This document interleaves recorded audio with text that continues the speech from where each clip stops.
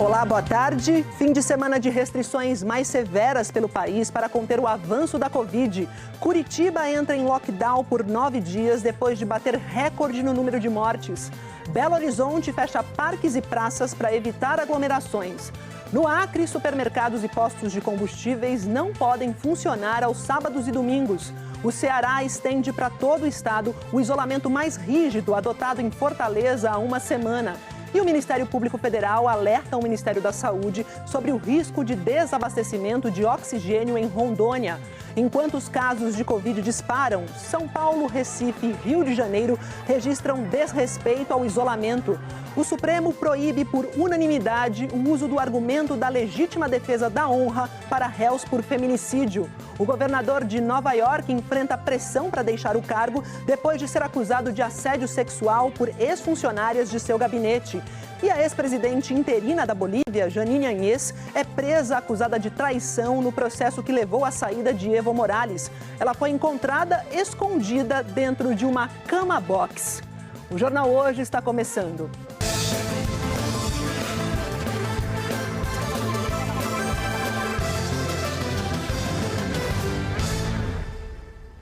Sábado chegou, mas é um sábado de restrições, porque com o avanço acelerado da Covid e a vacinação que caminha a passos lentos, respeitar o isolamento e as normas sanitárias se torna ainda mais urgente. É a principal arma para frear o contágio. Brasil afora, o fim de semana é marcado pelo início de novas restrições ou o reforço de regras que já estavam em vigor. Eu começo falando sobre isso lá em Curitiba. A novidade por lá é que o lockdown começou neste sábado e vai valer por 9 dias. Vou conversar com a Ana Zimmermann, que tem as informações. Primeira vez, né, desse lockdown mais severo aí na capital paranaense, né, Ana? Boa tarde.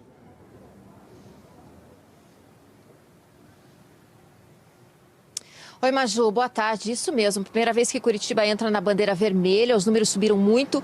Ontem o número de mortes foi o maior desde o início da pandemia, 34, e a média diária também chegou ao mais alto patamar, 22. Então, com o novo decreto, serviços como comércio, academias, escolas devem ficar fechados. Só podem funcionar uma lista de 66 serviços considerados essenciais, como farmácias, padarias, postos de combustíveis, mercados, restaurantes e lanchonetes só podem fazer entregas, assim como as lojas de material de construção. E pela primeira vez, hotéis e pousadas devem ficar fechados em Curitiba e as pessoas também não podem ir a parques e praças, nem para esportes individuais.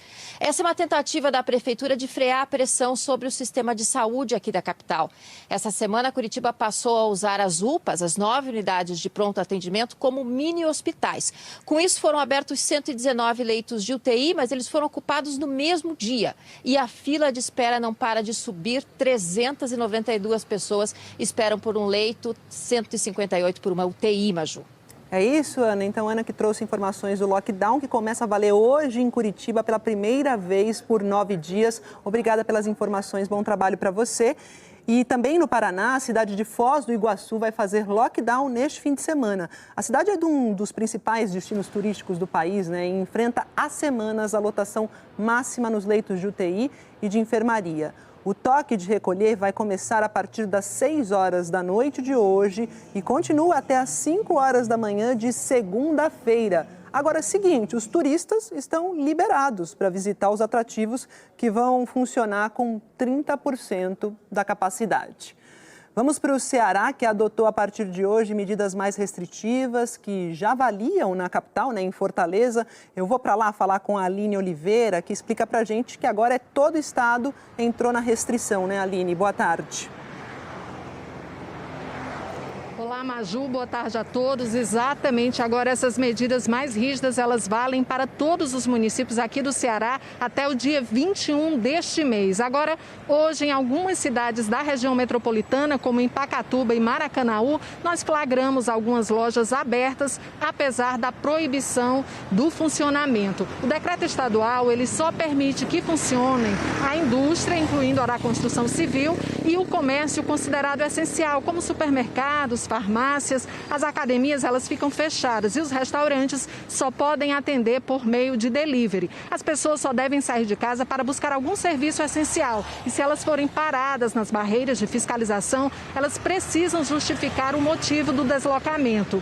O isolamento rígido ele já está em vigor aqui em Fortaleza há pouco mais de uma semana. Mesmo assim, ainda se vê, por exemplo, gente circulando por espaços públicos, como aconteceu hoje de manhã. A Polícia Militar ela flagrou pessoas caminhando ou pedalando na Avenida Beira-Mar e as orientou a voltar para casa. Tudo isso é para conter o avanço da pandemia aqui no estado e diminuir a pressão sobre o sistema de saúde. Hoje, a taxa de ocupação dos leitos públicos de UTI aqui no Ceará está em 94,61%. Maju.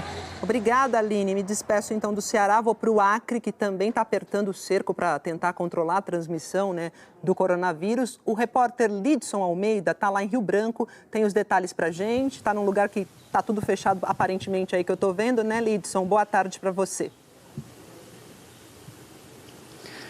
Boa tarde, Maju. Boa tarde a todos. Olha, aos sábados, domingos e feriados, todos os 22 municípios do estado do Acre entram em lockdown. O objetivo é combater e conter o avanço da Covid-19 no estado. Nenhuma atividade comercial pode funcionar, o mesmo vale também para eventos religiosos presenciais.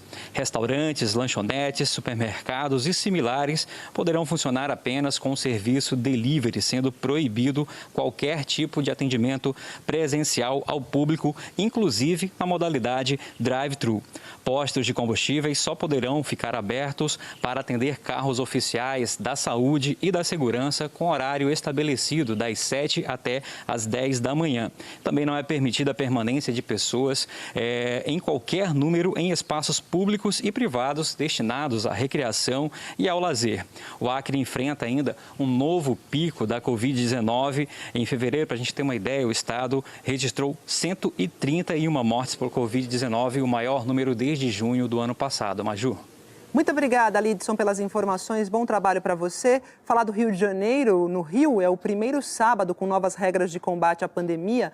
No principal centro popular de compras da cidade, o decreto da prefeitura passou batido, né? O comércio só pode funcionar depois das 10h30 da manhã, mas várias lojas já estavam abertas antes das 9h. O decreto também determina que bares e restaurantes fechem às 9h da noite, mas de madrugada, em frente a um bar na Zona Sul, várias pessoas se aglomeravam sem máscara e bebendo no meio da rua. Onde estão com a cabeça?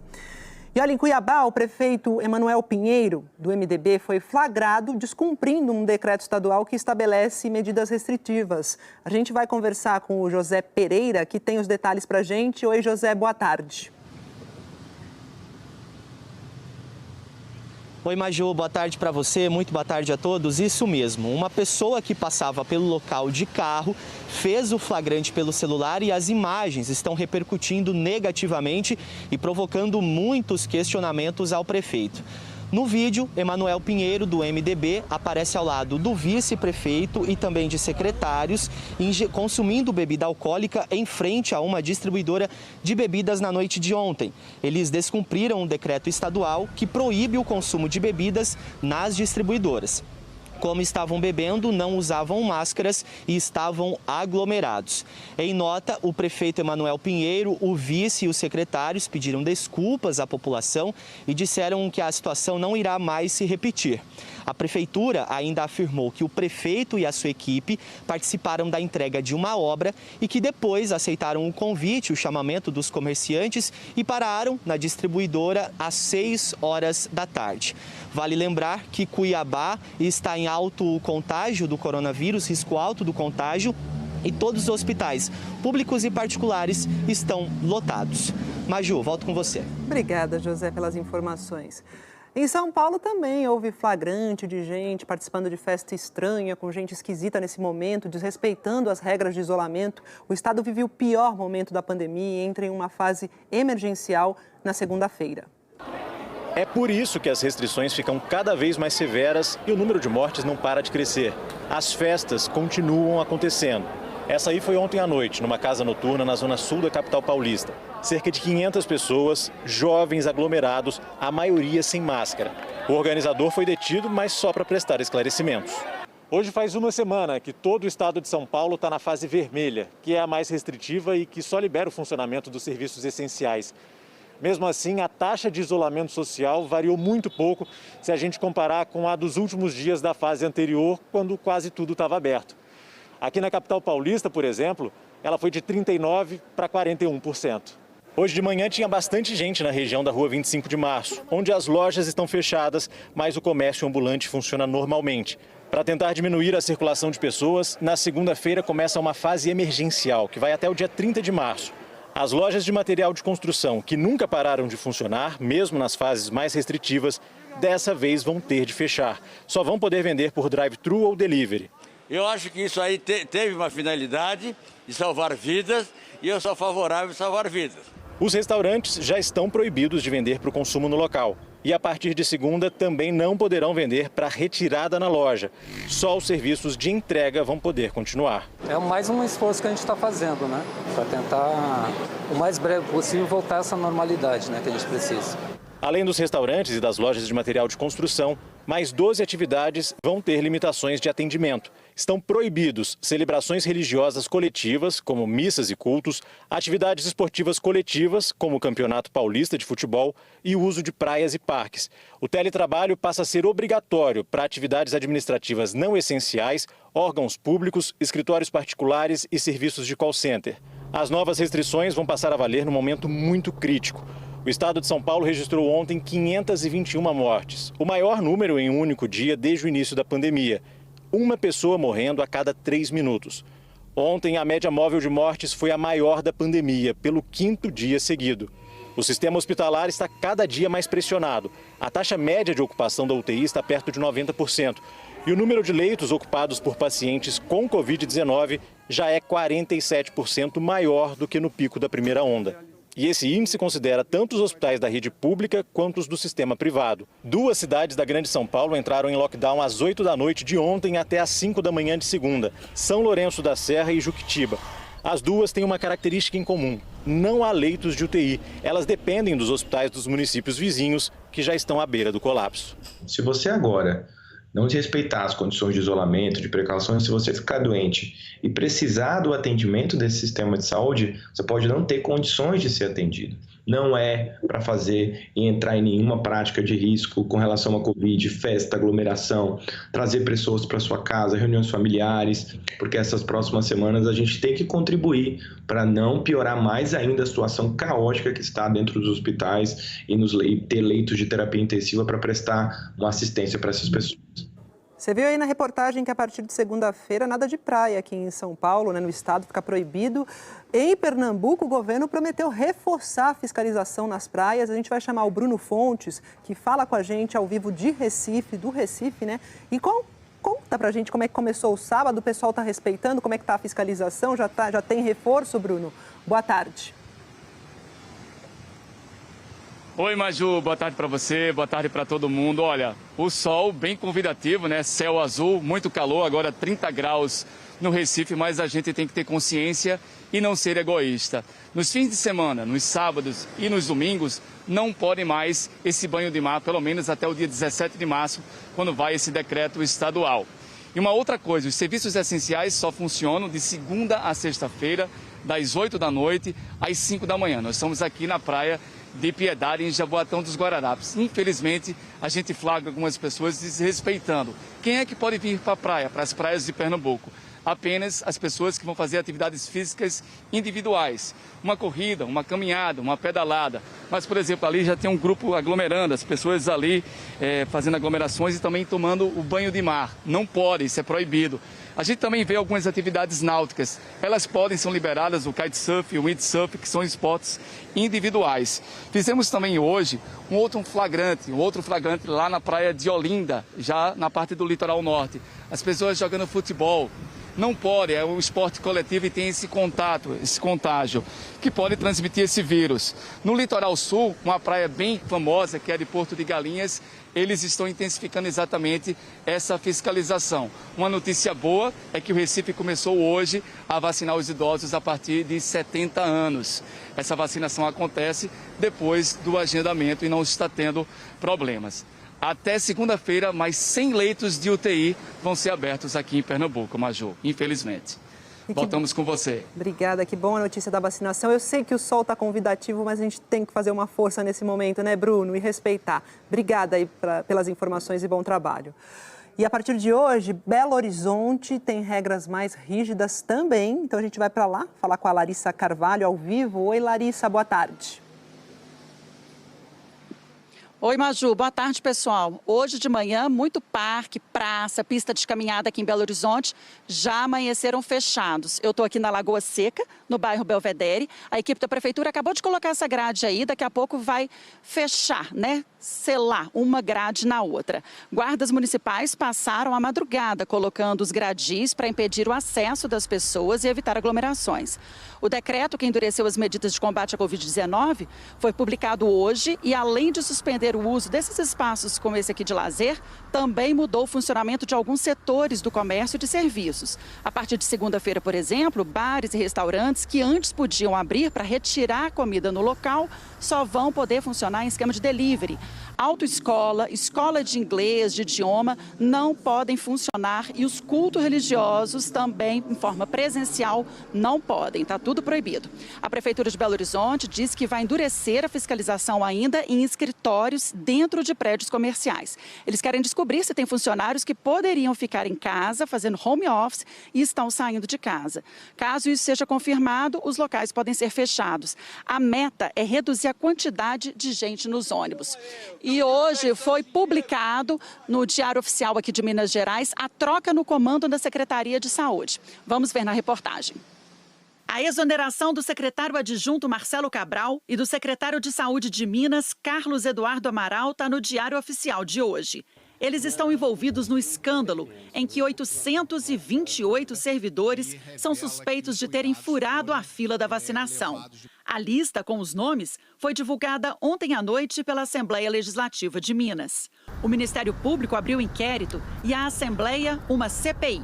Os dois vão investigar. Se ficar comprovado que o servidor não tinha direito à vacina, ele pode perder o cargo e responder por improbidade administrativa. Um levantamento exclusivo da TV Globo e do G1 mostra que apenas 35% dos servidores que aparecem na lista dos que tomaram a vacina são lotados na Secretaria de Saúde ou em órgãos ligados à área de saúde daqui de Minas, como a Fundação Hospitalar do Estado, o Hemominas, que é responsável pelo estoque de sangue, e o Instituto de Previdência.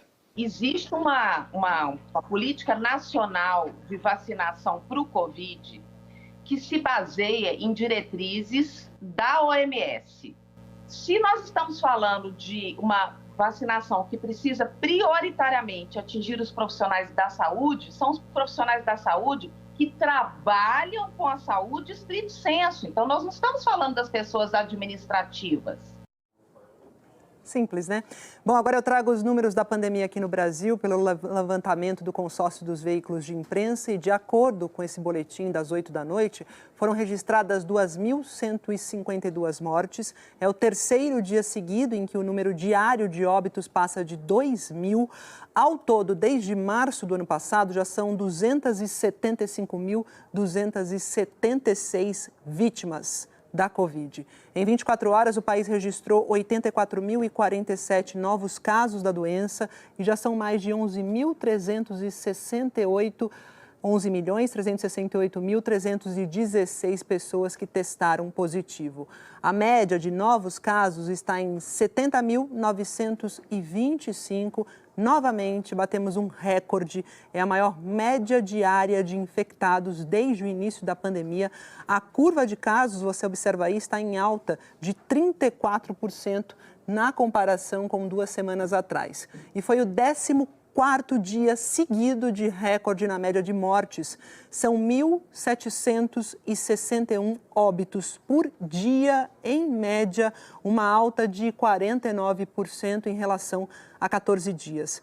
Agora você vê aqui a situação nos estados, praticamente todo o mapa do Brasil aparece em vermelho e com alta na média de mortes aparecem 23 estados mais o Distrito Federal. Rio Grande do Sul e Goiás registraram as maiores altas. Em estabilidade, somente o estado de Roraima, que aparece em amarelo, e em azul a gente vê os estados com queda na média de mortes, apenas o Amazonas e o Rio de Janeiro. Em g1.com.br/coronavírus você encontra mais informações sobre a situação da pandemia no seu estado. E depois do caos do começo do ano lá no Amazonas, com falta de oxigênio, o Ministério Público Federal alertou o Ministério da Saúde que a mesma situação pode se repetir, só que desta vez em Rondônia. A gente vai para Porto Velho falar com a Maríndia Moura, que explica essa situação para a gente. Maríndia, bem-vinda, boa tarde. Obrigada, Maju. Boa tarde para você e a todos. Pois é, a situação é bastante grave aqui em Rondônia. Faz 48 dias que a taxa de ocupação de leitos de UTI aqui no estado está em 100%. Hoje, 130 pessoas estão na fila por leito de UTI. Em 24 horas, foram 35 mortes pela doença. E agora, Maju, surge uma nova preocupação, a falta de oxigênio. Bom, a empresa que abastece 31 dos 52 municípios já alertou os próprios prefeitos de um possível desabastecimento. Numa troca de e-mails entre o governo de Rondônia e o Ministério Público Federal, o alerta para o risco iminente de desabastecimento. Em outro documento enviado ao ministro da Saúde, Eduardo Pazuello, a Procuradoria-Geral da União pede urgência na análise da questão e também solicita providências. O Ministério da Saúde respondeu que ontem ainda faria uma reunião com os representantes dos fabricantes nacionais do oxigênio medicinal e que teria aí um plano para os municípios, mas até agora não detalhou a reunião nem o plano. O medo é que aconteça aqui em Rondônia o que houve no início do ano no Amazonas, quando a falta de oxigênio provocou aí o verdadeiro caos no sistema de saúde. Hoje, completa um ano que o Amazonas teve o primeiro registro de Covid-19. E aí o estado luta para sair, para não entrar na terceira onda. Veja na reportagem do Luciano Abreu. Uma pandemia em 2 ondas, em 2 dramas. A dor que me machuca mais é a saudade. E você vê pessoas ao seu lado morrendo sem ter a oportunidade de se tratar por falta de oxigênio. Abril de 2020, o Amazonas tinha pouco mais de 2.800 casos e o número de mortos estava na casa dos 200. Num dos flagrantes do terror da primeira onda da Covid, familiares se desesperam em busca de atendimento. Não vão atender, não? Dona Amália, de 54 anos, é carregada para dentro do hospital. Acabou não resistindo. A porta sendo fechada na minha cara, minha mãe passando mal, pedindo ajuda, e simplesmente foi negado para ela. A Covid-19 perdeu o fôlego ao longo de 2020. Só que ainda no fim do ano passado, o número de internações, de novos casos e de mortes voltou a subir. Até que o Amazonas viveu o pior momento de toda a pandemia agora, em 2021. Janeiro desse ano, o Amazonas acumula 223 mil casos e quase 6 mil mortos pelo coronavírus. É a segunda onda. Faltam leitos e também oxigênio para os doentes. Em meio à tragédia, um pai decidiu invadir o hospital com um cilindro de oxigênio. Eu cheguei, meu filho, na hora exata, não tinha mais oxigênio e consegui instalar a bomba de oxigênio nele. O filho era o Vitor. No momento em que eu consegui ouvir o barulho do ar, o som do ar entrando na máscara, e eu consegui ver aquele ar levemente gelado entrando no meu pulmão. Ali naquele momento, esse é o som que eu nunca mais vou esquecer. Naquele momento eu realmente caí em choro. Hoje, o Amazonas chegou a mais de 11 mil mortos e passou dos 330 mil casos confirmados de Covid. Internações, novos casos e óbitos estão em queda. Caiu também o consumo de oxigênio nas unidades de saúde. Caiu de um pico de 83 mil metros cúbicos por dia para esses atuais 24 mil metros cúbicos por dia, que é quase o consumo registrado antes da subida, que era de 20 mil metros cúbicos por dia. Apesar disso, a taxa de ocupação dos leitos de UTI para a Covid nos hospitais públicos permanece alta no estado. Para esse infectologista, o combate à Covid passa pela vacinação em massa. No momento em que a gente tiver um abastecimento contínuo e maciço, certamente a gente vai ter uma capacidade de vacinação muito maior. A gente tem que se cuidar mais. Quando nós amamos alguém, a gente quer o bem daquela pessoa, né? Não quer trazer nenhum mal para dentro da sua casa. E a Anvisa determinou hoje que as empresas de oxigênio medicinal devem informar semanalmente sobre a produção e o estoque. Com a medida, a agência quer monitorar o mercado e evitar o risco de desabastecimento do produto. A seguir, as negociações para a compra de mais uma vacina, a Sputnik, da Rússia. A gente traz o balanço da vacinação aqui no Brasil e a prisão da ex-presidente interina da Bolívia, escondida dentro de uma cama. Voltamos já já.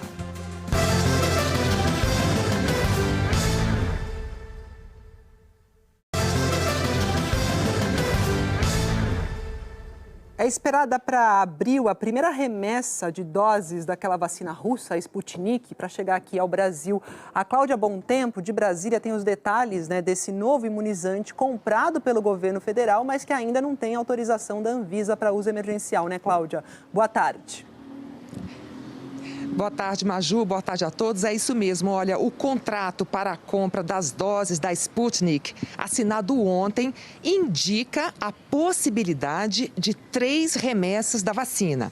400 mil doses até o fim de abril, 2 milhões no fim de maio e 7 milhões e 600 mil doses em junho.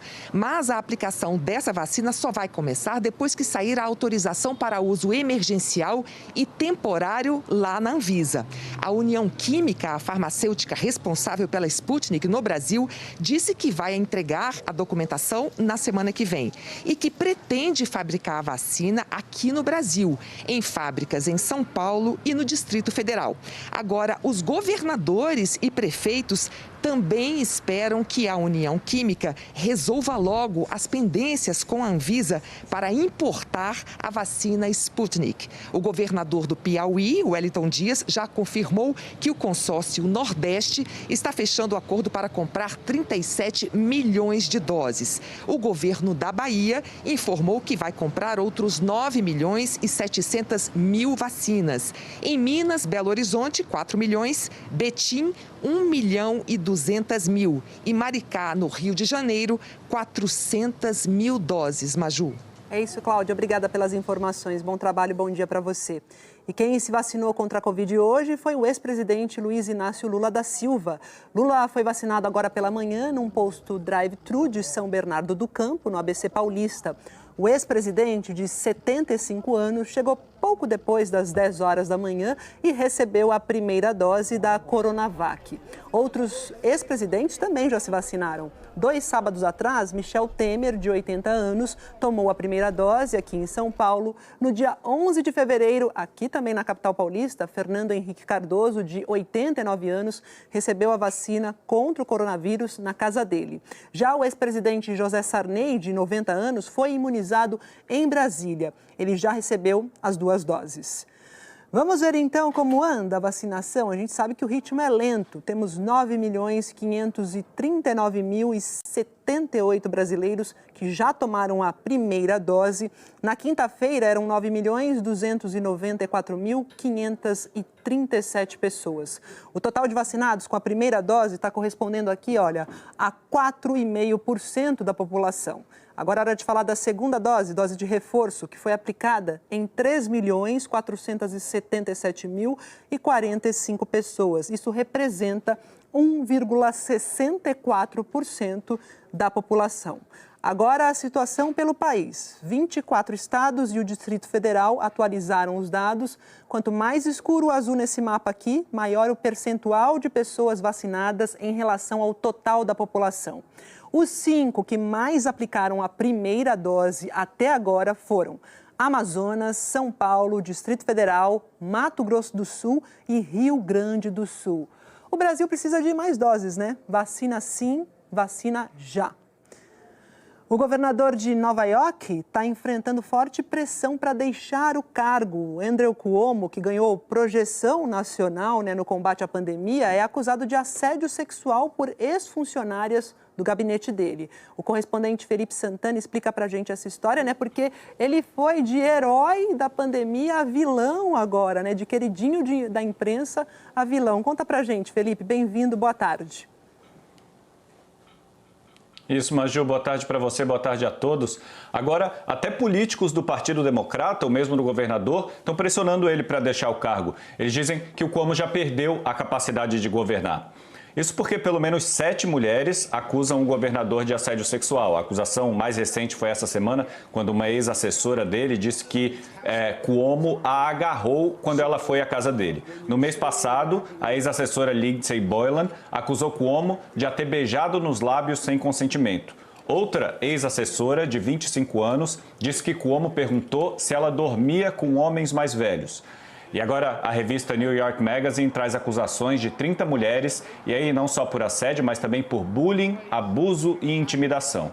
Ele nega a maior parte dessas acusações, diz que está sendo punido por não fazer parte do clubinho dos políticos e diz que não vai renunciar. O Cuomo tem mais de 40 anos na política, ele é filho de um ex-governador, mas ganhou projeção nacional agora quando fez pronunciamentos diários durante a pandemia, orientando o público, aproveitando o vácuo que tinha sido deixado pelo governo federal do então presidente Donald Trump. A situação agora mudou muito aqui com o atual presidente Joe Biden. 66 milhões de pessoas já foram imunizadas até agora por aqui, Maju. É isso. Obrigada, Felipe, pelas informações. Ótimo dia para você. E a ex-presidente interina da Bolívia foi presa durante a madrugada. Ela é acusada de participar de um golpe de Estado. Janine Áñez foi encontrada pela polícia escondida dentro de uma cama-box em sua casa na região de Beni. Ela assumiu o governo interinamente depois que o então presidente Evo Morales renunciou em 2019, mas acabou ficando 11 meses no poder. Áñez disse que sua prisão é abusiva e que a perseguição política começou. Morales deixou o país após uma onda de protestos violentos contra sua 4ª reeleição, considerada ilegítima por alguns setores. Mas retornou depois que um aliado, Luiz Arce, venceu as eleições em 2020. Esta semana, o Ministério Público emitiu mandados de prisão contra Áñez e 5 ministros de seu gabinete, além de ex-integrantes do alto comando militar que fizeram pressão pela renúncia de Morales. Todos são acusados de crimes de terrorismo, traição e conspiração. E a seguir tem a previsão do tempo com a Jaqueline Brasil e a queda nos alertas do desmatamento na Amazônia legal. E a decisão unânime do Supremo que proibiu a tese da legítima defesa da honra em julgamentos de feminicídio. Voltamos já já.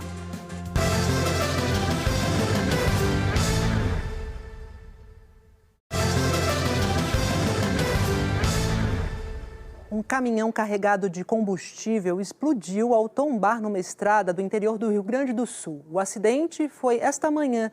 O caminhão-tanque estava trafegando pela BR-386 na cidade de Estrela, no Vale do Taquari, e tombou quando passava por uma ponte. O motorista morreu. Não há notícia de outras vítimas. Os bombeiros estão trabalhando no combate às chamas e congestionamentos já se formaram no local. E é o seguinte, aquela desculpa lá de legítima defesa da honra não vai servir mais de desculpa para matar mulher, não. O Supremo Federal, o Tribunal Federal, decidiu que essa tese da legítima defesa da honra não pode ser aplicada em julgamentos dos tribunais do júri como argumento de defesa em casos de feminicídio. A decisão foi unânime. Os 11 ministros do STF consideraram que é inconstitucional usar o argumento de defesa da honra quando casos de feminicídio estiverem sendo julgados por tribunais do júri. O julgamento começou no fim de fevereiro. Uma ação popular do PDT levou o assunto para o Supremo. O partido pediu a extinção da tese, classificada como nefasta, horrenda e anacrônica. O relator, ministro Dias Toffoli, concordou e condenou o uso do argumento aplicado até hoje para inocentar réus em casos de feminicídio. No voto, o ministro Toffoli afirmou que a chamada legítima defesa da honra corresponde, na realidade, a recurso argumentativo retórico odioso, desumano e cruel, utilizado pelas defesas de acusados de feminicídio ou agressões contra a mulher para imputar às vítimas a causa de suas próprias mortes ou lesões, contribuindo imensamente para a naturalização e a perpetuação da cultura de violência contra as mulheres no Brasil. Toffoli destacou ainda que a tese da legítima defesa da honra não está de acordo com a Constituição de 1988 e é ofensiva à dignidade da pessoa humana. O ministro concedeu liminar favorável e transferiu a ação para a análise do plenário. O julgamento foi concluído ontem com os votos dos demais integrantes da Corte. E o número de alertas de desmatamento na Amazônia caiu em fevereiro pelo segundo mês seguido. Em janeiro, essa queda foi de 70%. Esses dados são do Instituto Nacional de Pesquisas Espaciais. O sistema mostra a situação em tempo real. Em fevereiro, os alertas de desmatamento caíram 34% em relação ao mesmo mês do ano passado. Em 2020, o desmatamento veio subindo até junho. Depois, os números variaram. E nos últimos 6 meses, a redução acumulada é de 21%. O governo diz que é resultado da atuação das Forças Armadas na região, desde maio, garantida pelo Decreto de Garantia da Lei da Ordem. Em Brasília, esse Centro Operacional do Sistema de Proteção da Amazônia recebe esses alertas de desmatamento para definir como será feita a fiscalização. A missão desse órgão é coordenar e integrar ações globais de governo no âmbito, no contexto tanto federal, quanto estadual, quanto municipal. Temos aqui integrantes da Polícia Federal, da Agência Brasileira de Inteligência, da Polícia Rodoviária Federal, do Serviço Florestal Brasileiro, do INCRA, do IBAMA, da FUNAI, do INPE, da Agência Nacional de Mineração, do próprio Sensipan e do ICMBio. Para os ambientalistas, queda sempre é importante, mas é preciso manter os números melhorando. Pelo histórico, o desmatamento começa a aumentar em maio e a Operação Militar Verde Brasil está marcada para acabar em 30 de abril. O Ministério da Defesa disse que o trabalho integrado de vários órgãos vai ser mantido e conduzido pelo IBAMA e pelo ICMBio. A grande meta foi, na verdade, o compromisso brasileiro assumido no Acordo de Paris. Ou seja, que em 2030, o desmatamento ilegal a gente consiga acessar. Com essa nova roupagem do grupo gestor, a gente tem um comprometimento maior de todos os atores para escalonar e chegar realmente em 2030, conforme o compromisso nosso assumido. Vamos direto, então, para a previsão do tempo com a Jaqueline Brasil. Desmatamento trouxe boa notícia. Sim. E queimadas, Jaqueline, boa tarde. Boa tarde, Maju. Boa tarde para todos. Diminuíram as queimadas, mas infelizmente ainda existem, né? O bioma Amazônia é o mais atingido pelas queimadas no país. É uma área muito grande que se estende por toda a região norte e uma pequena parte do centro-oeste e do nordeste. Mas houve uma queda, Maju, no registro de focos de queimadas comparando com o ano passado. Em janeiro e em fevereiro desse ano, o número de queimadas caiu em relação ao registrado em 2020. Em março, ainda estamos na primeira metade do mês, mas o número observado também já é baixo. Existem vários fatores que contribuem para o surgimento de queimadas, mas em relação ao clima, a chuva é uma das responsáveis por frear os registros de incêndio na mata. E nesse ano, está chovendo mais. Agora é o período chuvoso na região, chamado de inverno amazônico, mas é fato que choveu mais em Manaus, por exemplo, entre janeiro e em fevereiro e o começo de março também, do que em 2020. E a responsável pelo aumento de chuva está aqui, ó, Laninha. Com o Oceano Pacífico mais frio do que o normal, sistemas como a alta da Bolívia se aproximam, ganham força e, por isso, chove mais. Hoje, o risco de temporal para toda essa área, então grande parte do norte e também um pedaço do centro-oeste, como Mato Grosso e Goiás. Então, você mostrou chuva aí nessas áreas e nas outras regiões, Jaque, como é que fica o tempo? Teremos sol e chuva isolada. Por exemplo, aqui na capital paulista temos imagens ao vivo. Agora faz 29 graus e a chance de chuva é bem baixa, tá? E deve ser fraca. Essa é a mesma previsão para o Rio de Janeiro. Temos imagens aí ao vivo também. 30 graus nesse momento. A chuva deve ser isolada também em toda a área em verde claro do mapa. Então, pegando boa parte do centro-oeste e do nordeste, onde o tempo fica firme no Rio Grande do Norte, também no interior de Pernambuco até Minas Gerais e Espírito Santo, em quase todo o centro-sul. E vai fazer calor agora à tarde. Faz 33 em Porto Alegre, a mesma de Rio Branco, 31 para quem está em BH, também no Recife e 34 em Cuiabá. E domingo? Teremos mais chuva em grande parte do país. Aliás, essa é a tendência, tá, para os próximos dias. Maiores acumulados presentes no centro-oeste, no leste, em parte do sul e também no norte. Lembrando, Maju, que essa é a última semana do verão, que acaba no sábado que vem. Teremos então essa chuva e o calorão, e a gente sabe, são as características clássicas do verão, né? Passou muito rápido, né, Jaqueline? Voou, como voou o jornal hoje. Pois é. Obrigada pela companhia, viu? Imagina.